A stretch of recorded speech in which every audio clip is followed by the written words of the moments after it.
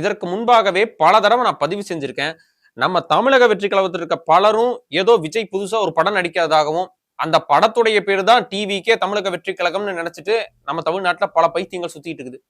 அப்படி அந்த படத்துல வர ஒரு பாடல்கள் தான் தமிழர் கொடி பறக்குது, தலைவன் யுகம் பொறக்குது அப்படிங்கிற பாடல்னு நினைச்சுக்கிட்டு, ஒரு ஒரு அரசியல் கட்சினா என்ன? அரசியல் செயல்பாடுகள் எப்படி இருக்கணுங்கிற எந்த ஒரு சிந்தனையும் இல்லாம, ஒரு ரசிக மனப்பான்மையில ஒரு ஒரு திரை அபிமானத்தை மட்டுமே மனசுல வச்சுக்கிட்டு, ஜோம்பிகளா மாறி தமிழ்நாடு முழுமைக்கும் பல இடங்களுக்கு திரிஞ்சுட்டு இருக்காங்க.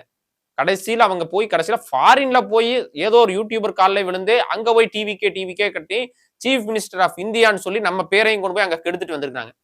அந்த நிலைமையெல்லாம் போயி, இன்னைக்கு கரூர் சம்பவம் முடிஞ்சு போனதுக்கு அப்புறம், இன்னைக்கு ரொம்ப நாள் கழிச்சு ஒரு எஸ்ஐஆர்ங்கிற முக்கியமான சம்பவத்த எடுத்து அவங்க ஒரு போராட்டத்த முன்னெடுத்திருக்காங்க. போராட்டம் முன்னெடுத்தது வரவேற்கத்தக்கது தான். ஒரு எதிர்க்கட்சியா இருக்கும்போது, மக்களுக்கு ஒரு ஆபத்து வரும்போது, அத எதிர்த்து குரல் குடுக்கணும். அதுக்கு தான் நம்ம அரசியல் கட்சி ஆரம்பிச்சிருக்கோம். மக்களுக்காக சேவை செய்யறக்கும், மக்களுடைய நலனுக்காகவும் தான் ஒவ்வொருத்தரும் தமிழ்நாட்டுல அரசியல் கட்சி ஆரம்பிக்கிறோம். ஆனா, இங்க இருக்கக்கூடிய பிரச்சனை என்னன்னு பார்த்தீங்கன்னா, தாவேக்கால இருக்கவங்க அந்த மனநிலையில இல்ல.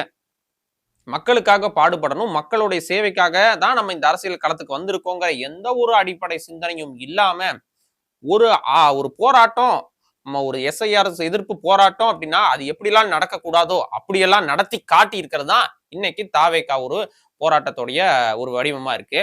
அத பத்தி இந்த காணொளியில நம்ம முழுமையா பார்க்கறதுக்கு முன்னாடி, உங்களுக்கு ஸ்லைட்ல ஒரு காணொளி போடுறோம். அந்த காணொளிய பார்த்துட்டு வாங்க. நம்ம அத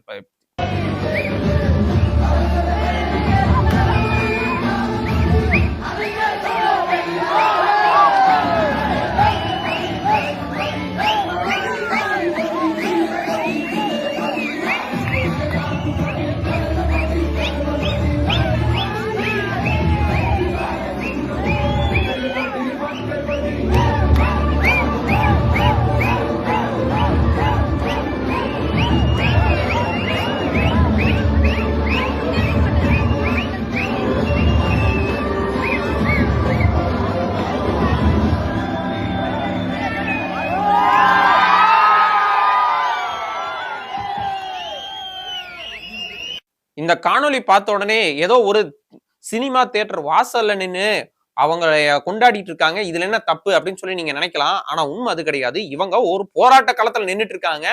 மக்களுக்கு எதிராக திணிக்கப்படக்கூடிய இந்த சட்ட திருத்தத்தை எதிர்த்து தாவேகாவினருடைய போராட்டம் தான் இது.